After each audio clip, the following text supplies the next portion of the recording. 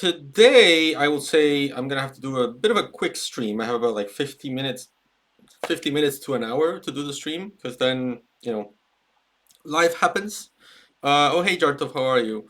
Um, so I wanted to get straight into the thing, yeah, Dara, straight into the Israel-Iran thing, and talk a little bit about about two things, right? On the one hand, the law applicable to it, what's going on in terms of like legality, and on the other, also on the parallel world of fake law and like international hasbara laws, I've come to call it, um, that exists out there, and how it's like how 20 months of this BS kind of legal interpretation is harmful to to international law. So those are two things I wanted to cover. I'm gonna try and do this about like 45 minutes to 30 minutes each, and then go straight to making dinner. So quick stream today, okay? Um, Jartov says, I don't know if anyone has any info about what has actually been hit in Israel. But I mean, that's one of the key questions, right? We don't really know because despite Israel claiming to be a free and open society, it still has an official, censorship channel. And so the media in Israel is being asked not to show the actual sites of Iranian hits.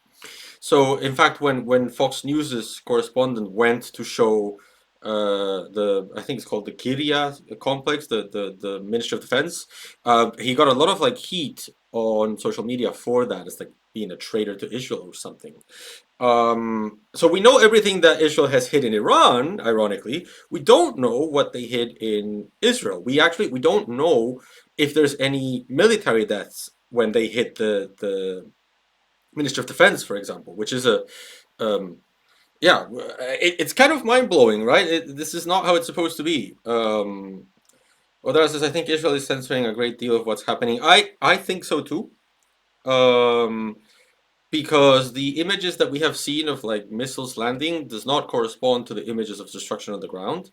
Um, and Likud run. Sofa says the Likud run Ministry of Health is lying to us. Like I don't know. I mean, I don't know to what a degree this goes all the way to like official policy or anything, but I do think there's a at least a request not to show information in Israel, and so it makes it complicated to know what's going on.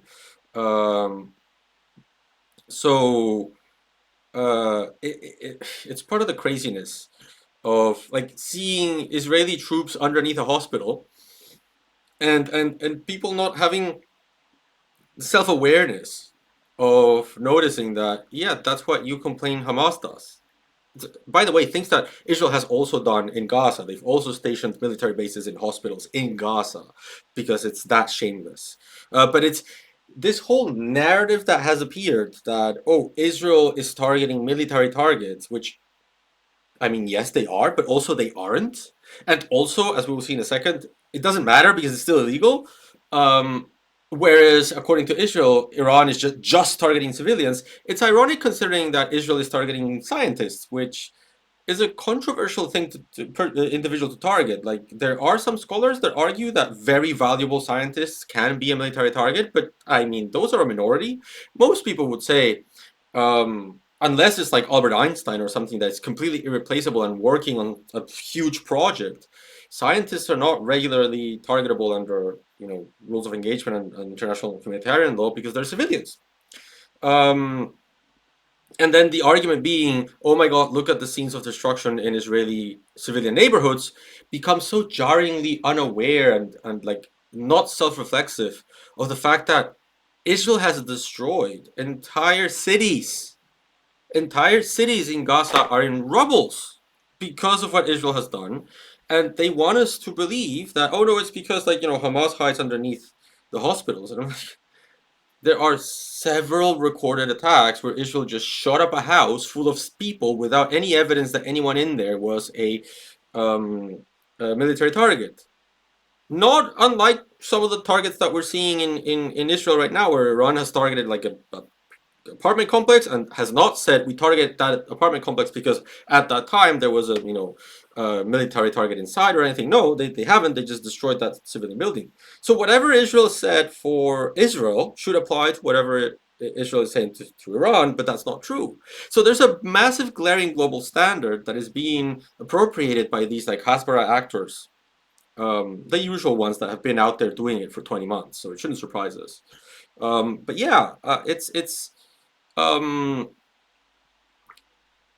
it, it's worth discussing, I guess.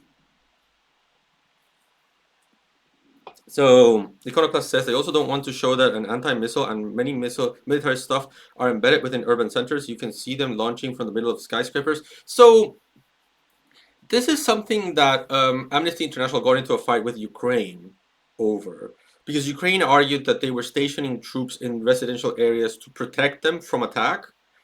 And of course, Amnesty argued that that was like an unnecessary positioning, that that was not really why the troops were there. They were there to be shielded.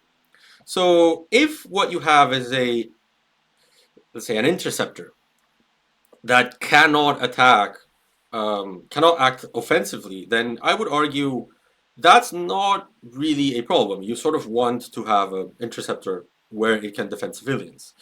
Um, the thing, though, is how do you position that interceptor? Like, is it hidden, like in a resident? Is it on top of a residential building? You know what I say? That would be different. Um, and then the second one is that yeah, there are Israeli institutions that are embedded in the civilian population. Um, so yeah, it's every accusation is a confession, etc. Right? Um, Icarus says they want to spread the narrative that the targets are civilian and not military, which is not true. Like Iran has definitely targeted military infrastructure. I think there's enough to say that they've also been targeting civilian infrastructure, but like it's not true to say that they are only targeting civilian infrastructure or anything like that. That's not true. Macro Psycho, I think this is your first time chatting. Let me double check that. No, it's not your first time chatting. But anyway, welcome. I haven't seen you before. Microcycle says, I have a question, Alonso. Does the acts of car bombing scientific civilians can be classed as state-sponsored terrorism? So the category of state-sponsored terrorism is a complicated one. It's one of the reasons why we don't have a definition of terrorism under international law. Because like states don't want to be able to be accused of state terrorism, so no one can agree on what terrorism is for that reason. So terrorism is always a domestic crime. So whenever there's a country that has accepted the fact that the state can commit terrorism, then that denomination is valid. So for example, Argentina has for a very long time argued that Argentina engaged in state terrorism against the left wing during the military dictatorship years, right? So then that's fine. Peru has a very big debate on whether you can say that whether the country engaged in state terrorism or not, because our domestic legislation sort of does not allow the state to commit terrorism. So it's a big debate. So I would argue, I mean, I don't think we should fuss so much about the label state terrorism because it's so, ascribed to what happens on each state. The question is, under international humanitarian law, oh hey Jens, thank you for subscribing. Wow, 11 months. Thank you. Um, so uh, so Nigod, hi, thanks for following as well. Um, yeah, so I wouldn't worry so much about the state-sponsored label. I think the important thing here is that under international humanitarian law, attacks that are meant to, you know, terrorize the civilian population are unlawful. Um, and so the question is, if IHL applies, is this car bombing designed to terrorize the civilian population? If it is so, then it is an illegal attack, a war crime, because it seeks to terrorize the civilian population. That's more the international legal framing. I don't worry so much about the label of whether it is state-sponsored state terrorism. Mm, For that, I think like that's more of a political discussion than a legal one. So Nigot says, Buenos Alonso, today is a huge loss for Iran, right? Seems like lots of missiles were intercepted by US. Not sure if anything hit on the other side. Tehran is kind of effed up. What comes next? Thank you. I don't know, but that was so we were talking about this in the beginning. We actually don't know how messed up things are on Israel because we don't really have freedom of information right now on what actually has been targeted, who has actually, if there are any military objectives that have been successful, if there has been any casualties. Um, we know that the Ministry of Defense is no longer being used for high level meetings. Uh, so I guess the main thing that I would say is there is at this point what you have between Israel and Iran is different than what usually happens. Usually what happens is Israel sends a couple of missiles, then Iran retaliates, and then that's it. You know, and on that scenario, like it's just one illegal attack and then one illegal retaliation.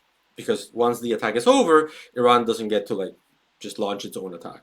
That's not what's happening here. Here, Israel is engaging in a protracted campaign to destroy Iran's military capabilities.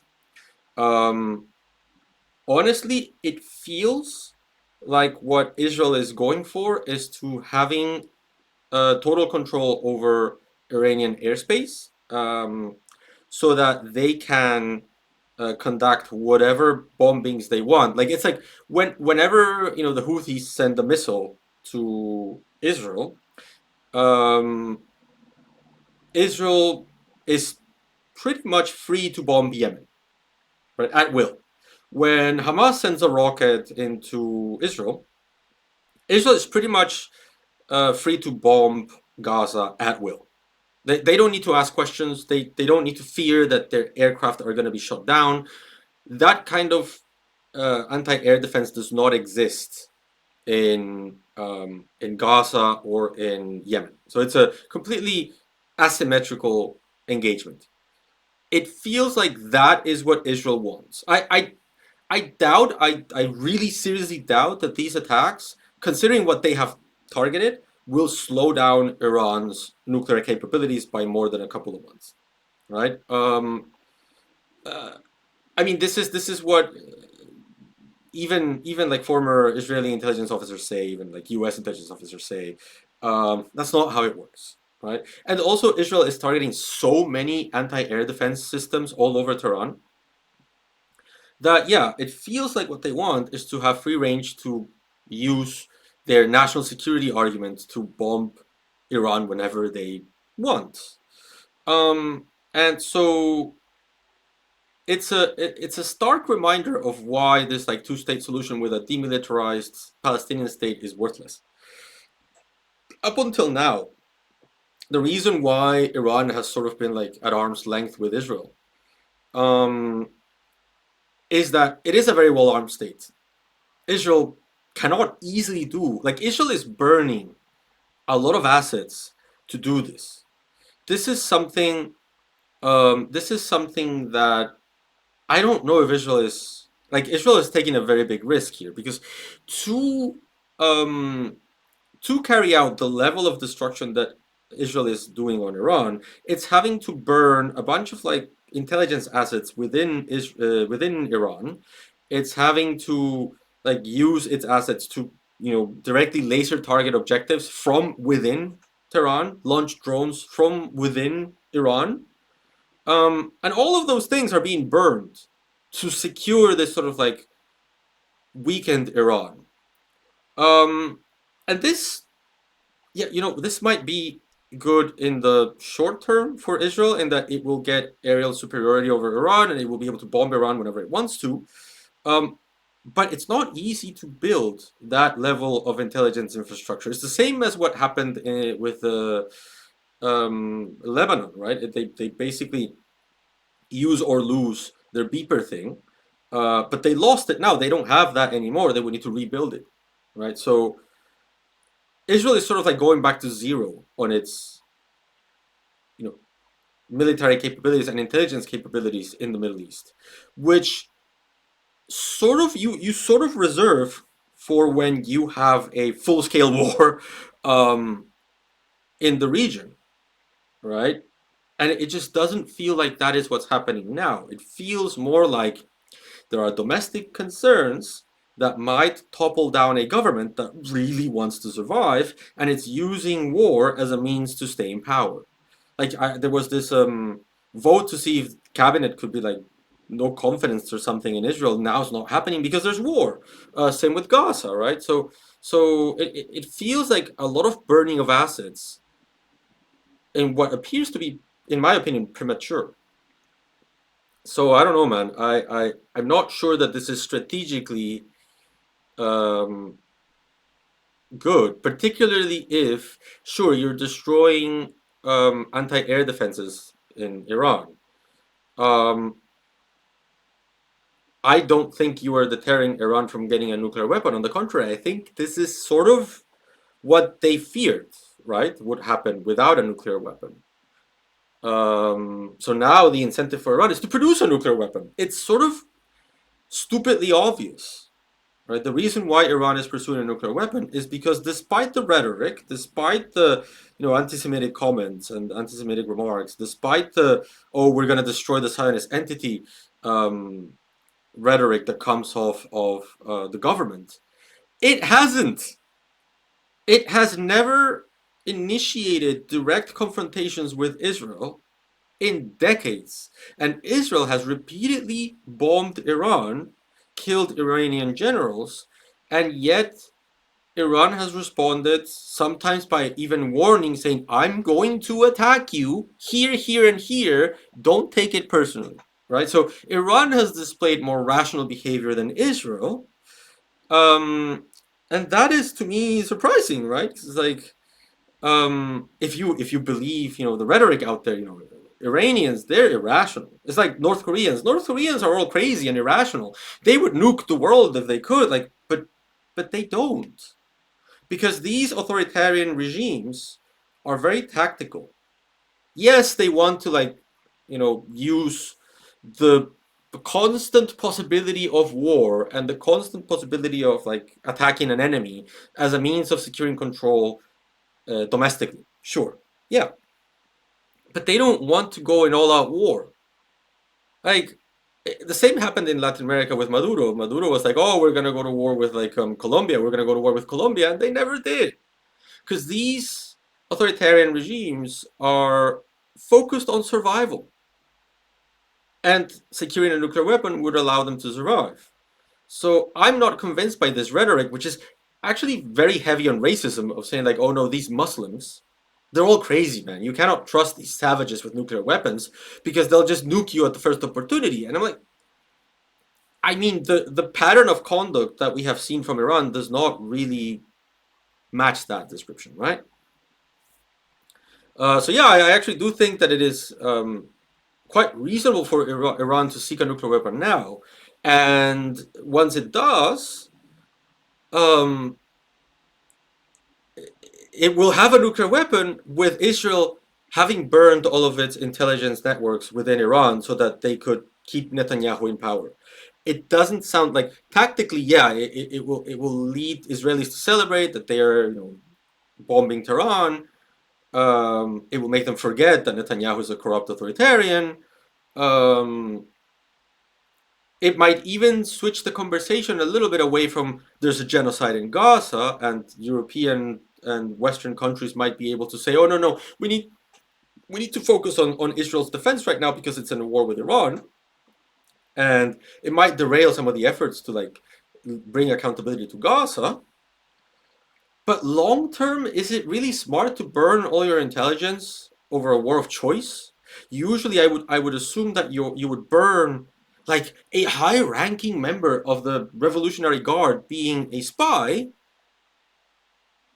when you don't have a choice, right? And I don't feel that Israel doesn't have a choice. So I'm not sure this is a very smart move on the part of Israel. And I'm absolutely 100% convinced that it is an illegal move by Israel. We can go into that in a second. Mm.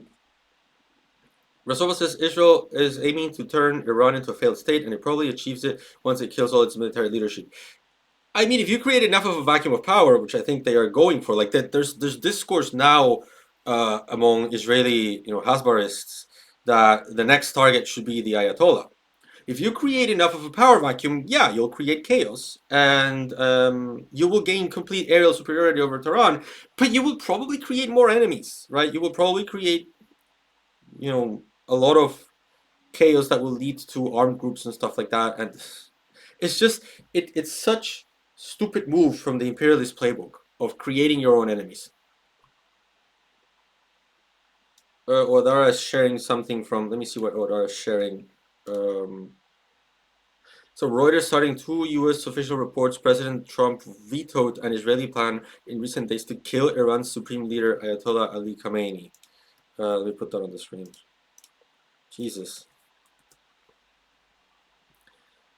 See, again, that in my opinion, okay, in my opinion, that would be dumb. Hold on, where is this? Let me put it on the screen. Can I make it bigger? Yeah, I can make it bigger. Yeah, so it is that would be so dumb. That did we learn nothing from Libya, from Iraq, right? Apparently not. The imperialist mind doesn't get it. Really doesn't get it.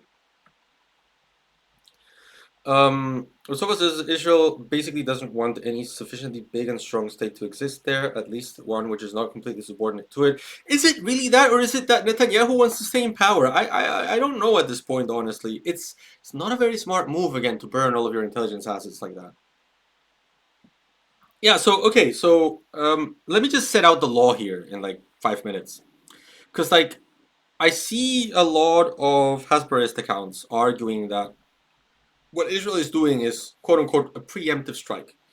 And preemptive, preventive, anticipatory, they're all terms that like popped up in the early 2000s with the war in Iraq and the war in Afghanistan. Um, there are very few states in the world, I would say the US and Israel probably. I'm not sure if there's any other, I don't think so.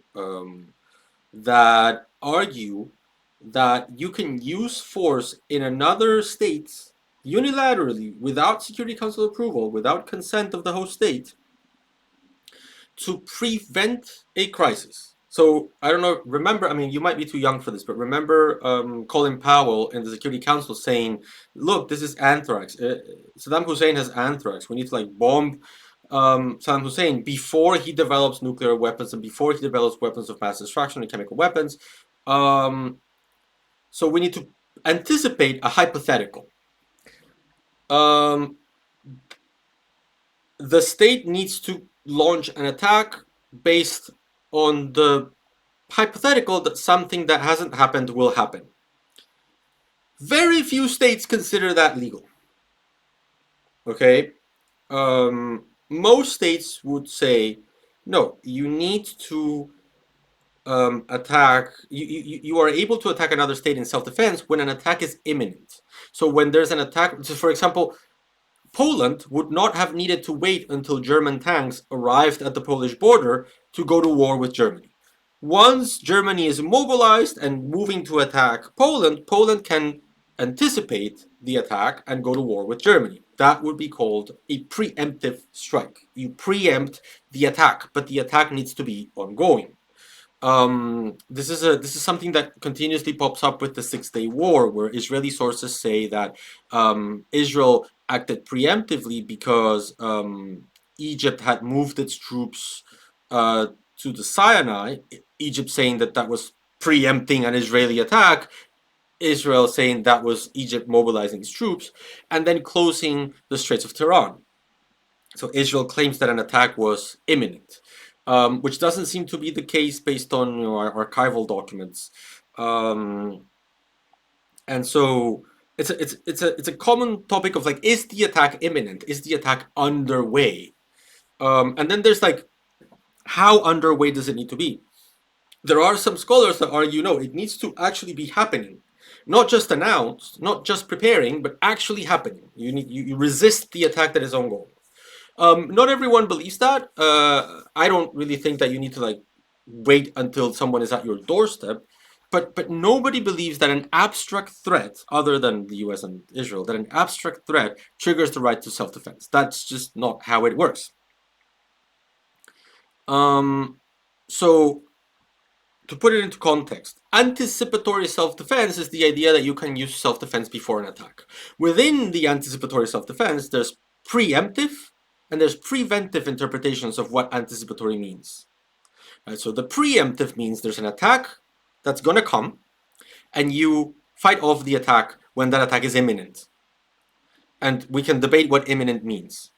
Right? And then there's preventive, meaning that you are preventing a strike that hasn't happened, but that is an abstract threat against you. That is a very small minority of people. So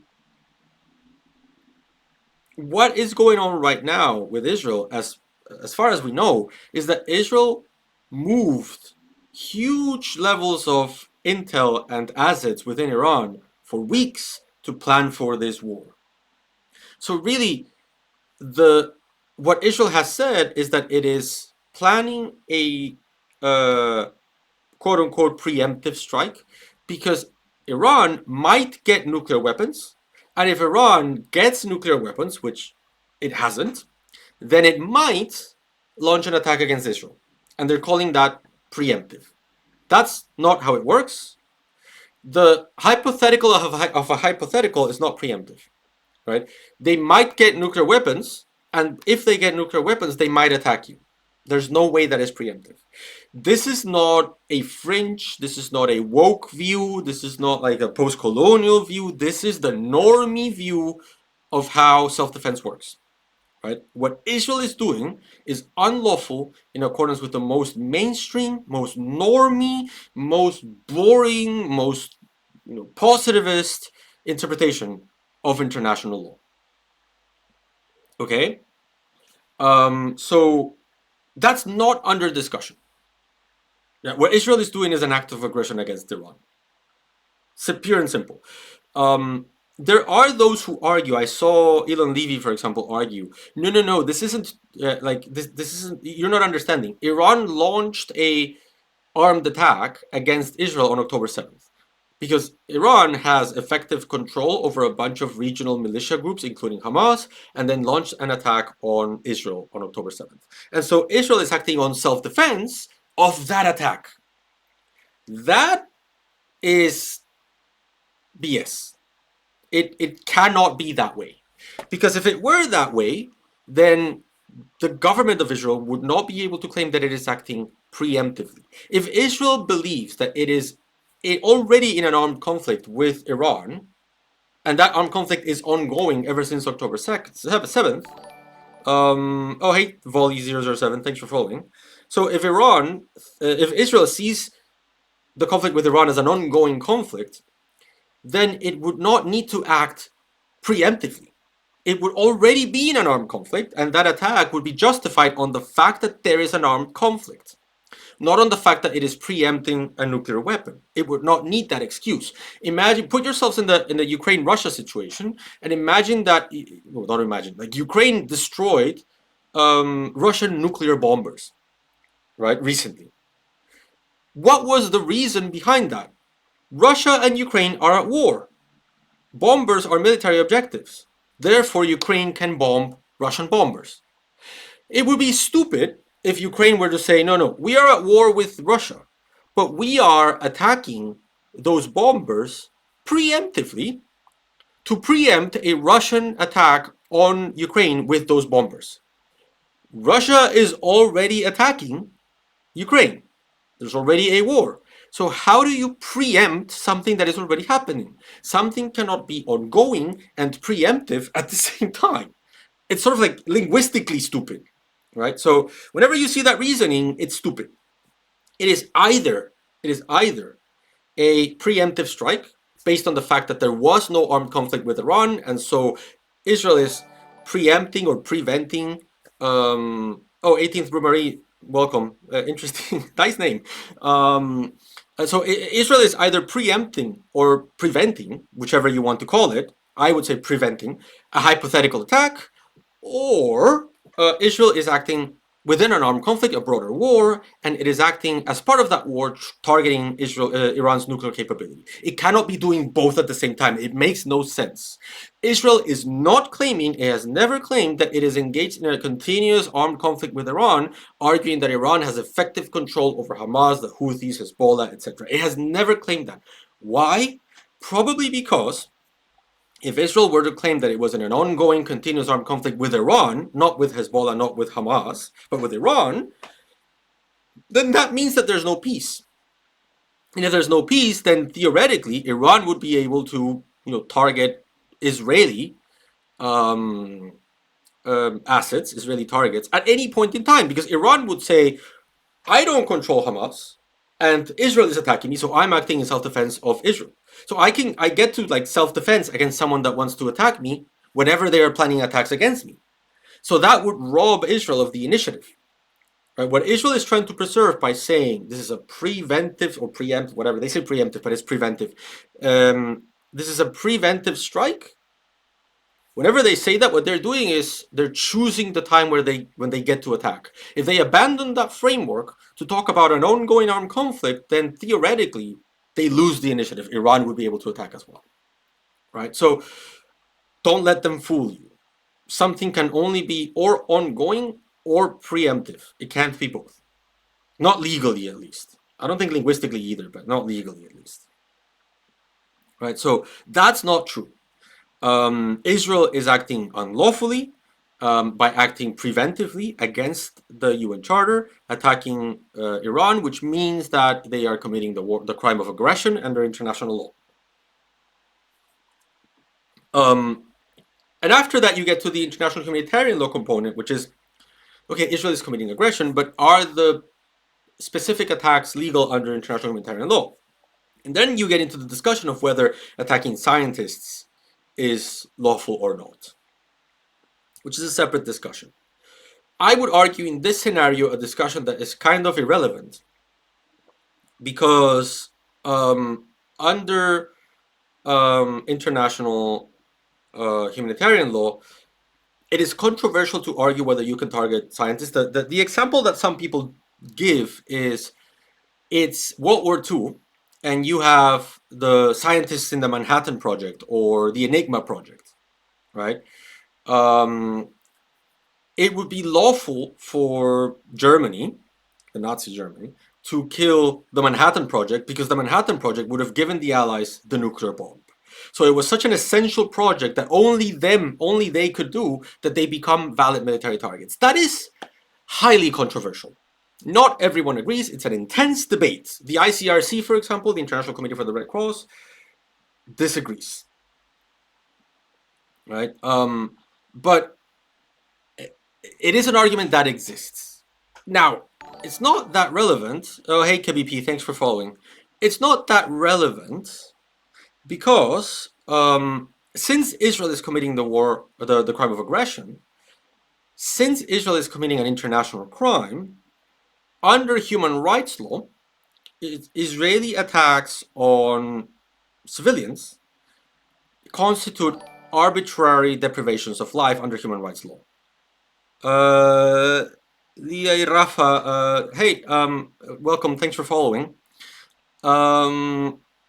So okay, so it would be a deprivation of life under human rights law. So even if it's legal under humanitarian law, it would be illegal under human rights law because killings that are committed through aggression violate the right to life under human rights treaties. This is in General Comment 36 by the Human Rights Committee. But I mean, I should probably say this is cutting edge stuff. Some people disagree. Okay, I think it makes sense, but some people disagree, right? So I think it's a sort of like immaterial discussion whether it's legal or not because it is the crime of aggression. So it might be legal under IHL, but it's probably illegal under human rights law. Of course, it is sort of irrelevant if it's illegal under human rights law because neither Israel nor Iran are subjected to international human rights courts. So there's no forum where to get recourse for that. It's just you just get to say that it's illegal, right? It's kind of silly like that. So Julio R. 1. Thanks for following. It's a lot of people today. That's awesome. So okay, so that is on the part of Israel. So what is happening on the part of Iran? On the part of Iran, um, Iran is acting in self-defense, right? Because Israel is the aggressor. Whenever Iran uses force against military targets in Israel, like the Ministry of Defense, and those strikes do not produce disproportionate loss of civilian life, um, most likely those attacks are 100% legal. So the attack on the Ministry of Defense, most likely, given what we know so far, legal.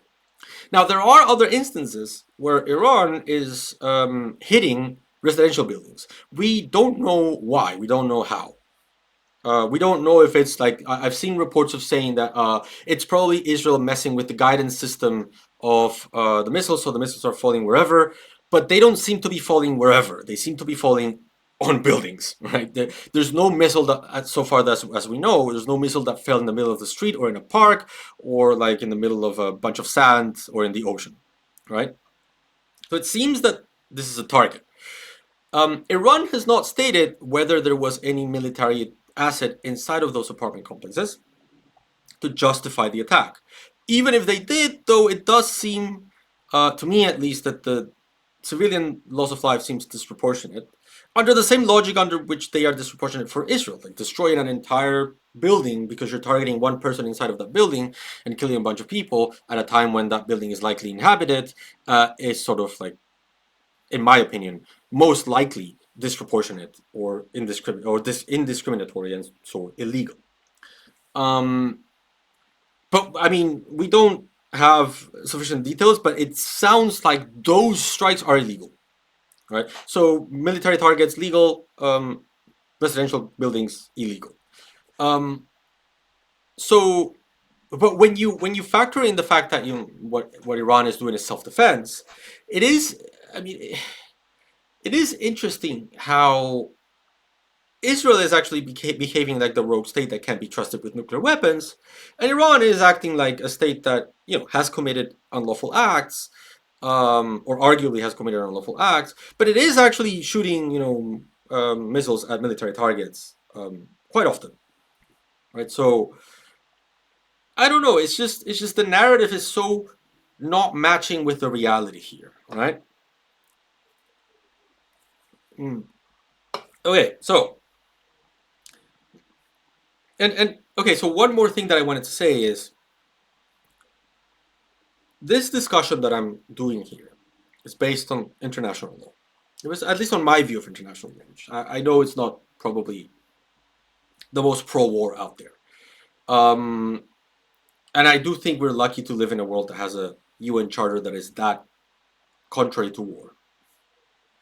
Um, I don't think we would be able to negotiate a UN charter nowadays in a million years. Like, there's no way we would produce a treaty that is that anti-war as the UN charter. But that being said, for the past 20 months, there's been a bunch of people online, legalistic sounding voices out there that have polluted the airways with arguments that are just bad, trying to defend blatant illegalities on the part of Israel, and yet they are the most visible ones. Like, I mean, I don't want to diminish the role that people like Owen Jones or like Hassan Piker or Mehdi Hassan have played. They have played an indispensable role in like voicing what is happening, narrating the atrocities. But when you put someone that claims to have legal or political expertise on this, these people, they're giving their opinion based on their moral claims. So Natasha Hausdorff can come and say, I'm actually an expert on the law. You're just giving your opinion. I'm an expert, right? And I feel like the pro-Israel side has a bunch of these people. And I think it is important to notice that how visible their lawfare is.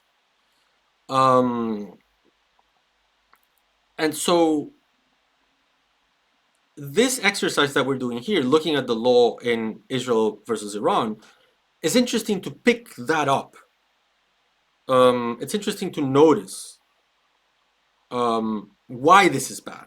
So take, for example, Natasha Hausdorff's arguments. Natasha Hausdorff has repeatedly argued that you cannot claim that Israel is committing war crimes in Gaza because you don't have access to the official military intelligence of Israel, right? You don't have access to the casualty estimates. You don't have access to the private conversations between the generals.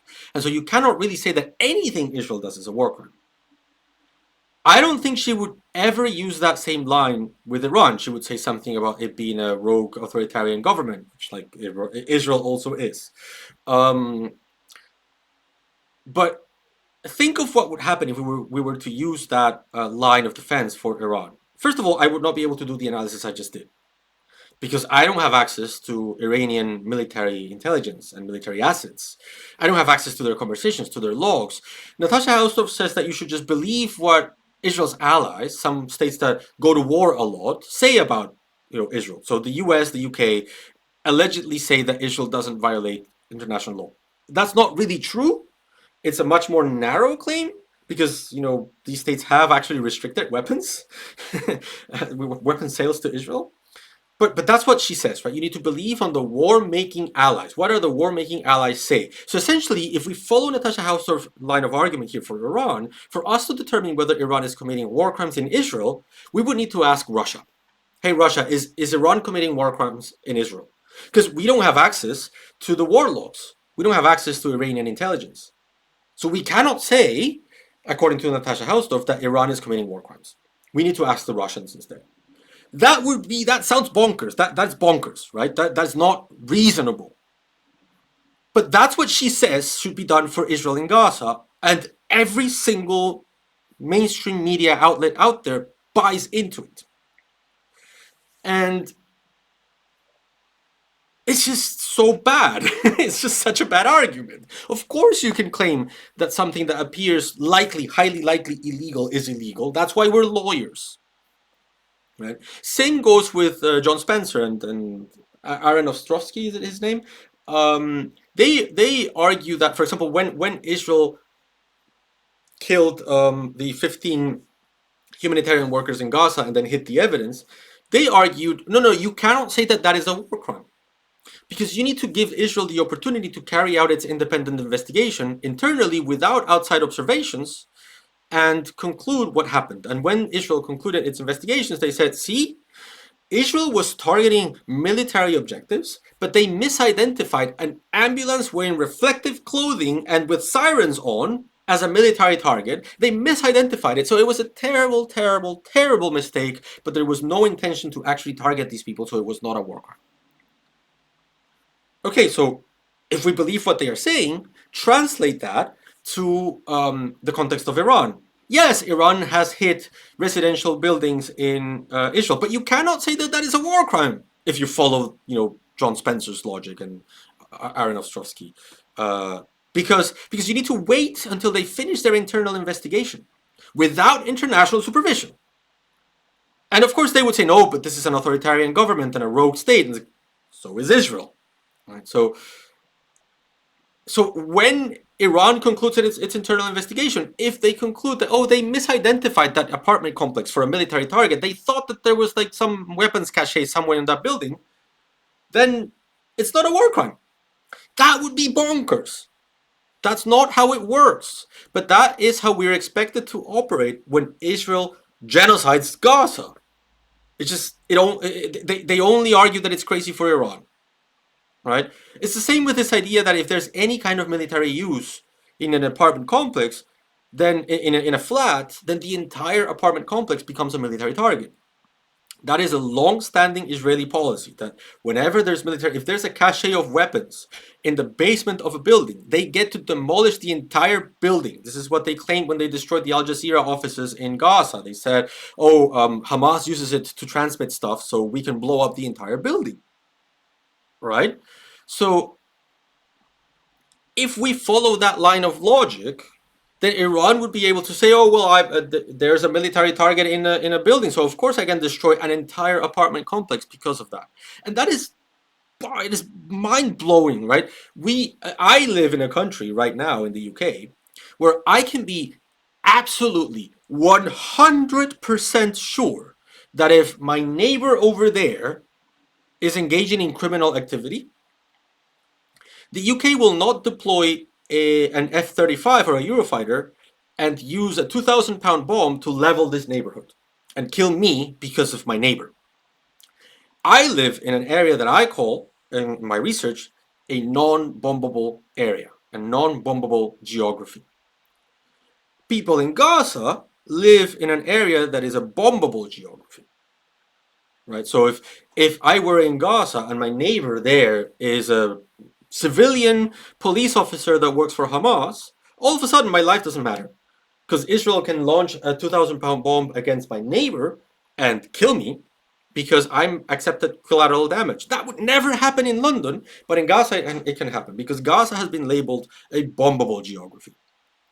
And again, the entire apartment complex can be destroyed because my neighbor is doing something unlawful. That is insane.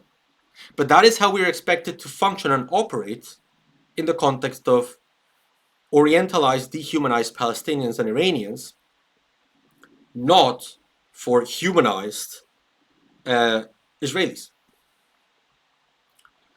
Jartov says it's not that it can happen, it happens every day. Yeah, absolutely. It happens every day.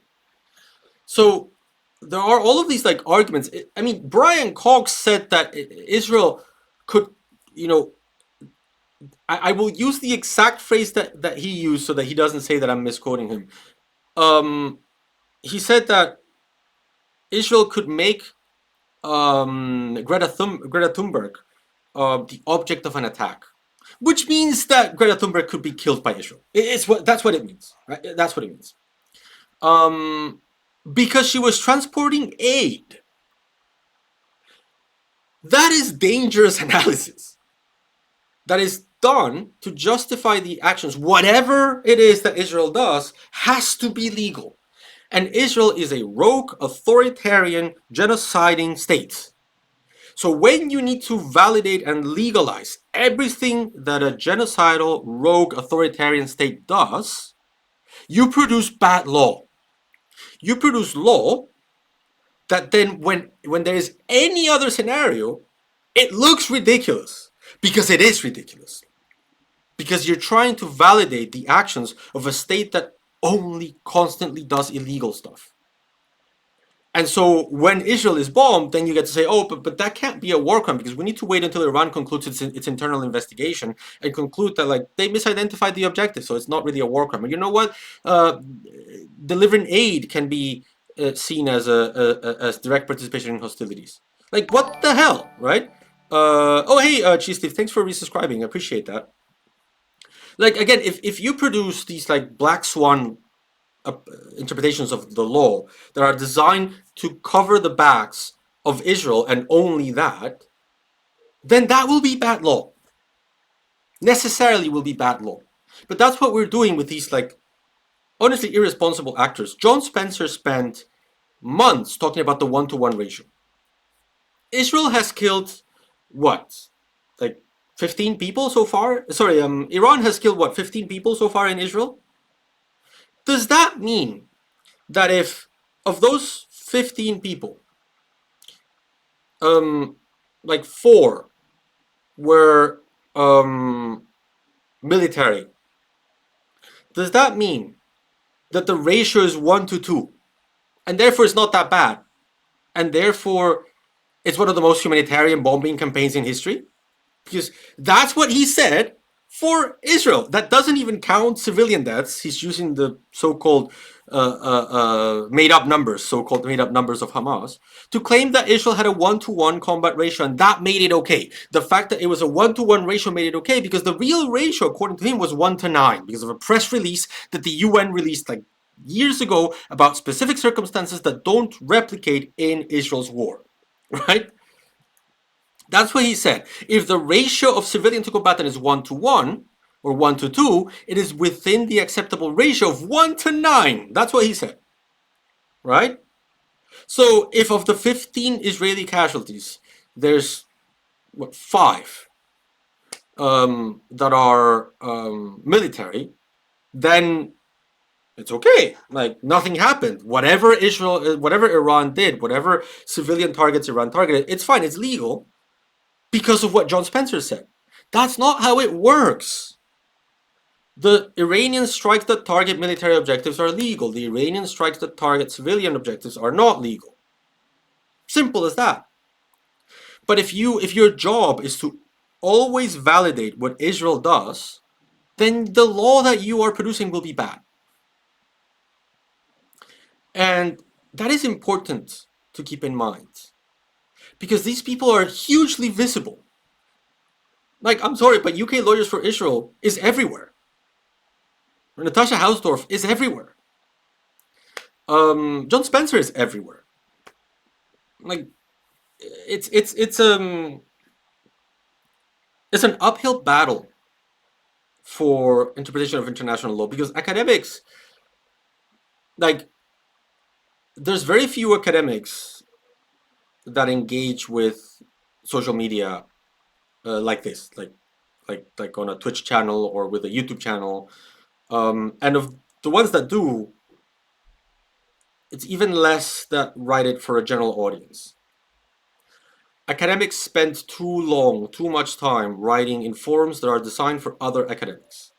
And I say academics because, like, Natasha Hausdorff is not an academic, right? So a lot of these, like, actors are not academics. Like John Spencer and Brian Cox, like they have like academic expertise. It's just look, I don't want to speculate. Like I just don't understand their arguments. Let's just say that I feel that they are excessively pro-Israel, and they always validate whatever Israel does. So my standard is, if it's been, and I had this discussion with like Salo Eisenberg, another one of these like lawyers um, that are always pro-Israel. If you cannot pinpoint to me one single war crime that Israel has committed in the past 20 months, not one, not even the settlements, then your view should not be taken seriously. Because if you cannot, then honestly, then what you're doing is not really, um, it's not really legal interpretation. It's your own politics dressed up in legalese. Yeah. So that's what I think. If you cannot pinpoint to me a single war crime that Israel has committed in 20 months, I don't take you seriously. Let me catch up with the chat because I'm running out of time. But let's see where we are. So Caleb13 says Marko Milanovic has a very detailed and clear thought article on the illegality of Israel's attack. Yeah, Marko, for example, to give an example, I mean, I know Marko personally. He is a very positivist guy. He's not a woke, kind of scholar. He's not a post-structuralist. He's not a post-colonial scholar. He's a very to-the-letter kind of guy. He's positivist. He doesn't really engage in legal critique. That's not a bad thing. Like, people, that role is very necessary. And another thing with Marko is he's exceedingly good at making like really good, really fast analysis of current events. So when you say Marko Milanovic says that these strikes are most likely illegal, what you should read is, this is a very mainstream legal argument. This is a very mainstream legal argument that Marko Milanovic is saying this. He's not a woke guy. He would laugh if you call him woke. So when I say that this is the normie position that Israel is committing aggression, that's what I mean. I mean, the Marko Milanovics of the world are saying this is illegal. Iconoclast says the double standard is now glaring because there's an actual exchange of fire between two armies. Israel bombs residential buildings in Tehran and gas fields and calls it legal one day and cries when Iran strikes military targets the next day. Yeah, true. That dissociation is kind of jarring. Magic says, based on the Israeli logic, if 11 Israelis were killed, they now get to kill 7,000 Iranians. Yeah, probably. Soggy Guitar says, hi, I'm Persian. We don't have any safety. I'm just trying to focus on something good and don't focus on news because they become worse. I am so sorry about what's going on in your country, Soggy. It's a terrible thing. I hope, my honest wish, my honest wish for what's going on right now is that this stops. And I see that it's your first time chatting here, so welcome to the community. I'm sorry that it's not in better circumstances. So yeah, I honestly think that what is going on right now is a war of choice by Israel, and so it is kind of mind blowing to think that Israelis seem to be thinking that they're in a war of survival when what I'm seeing is that the Israeli state is behaving in incredibly irresponsible ways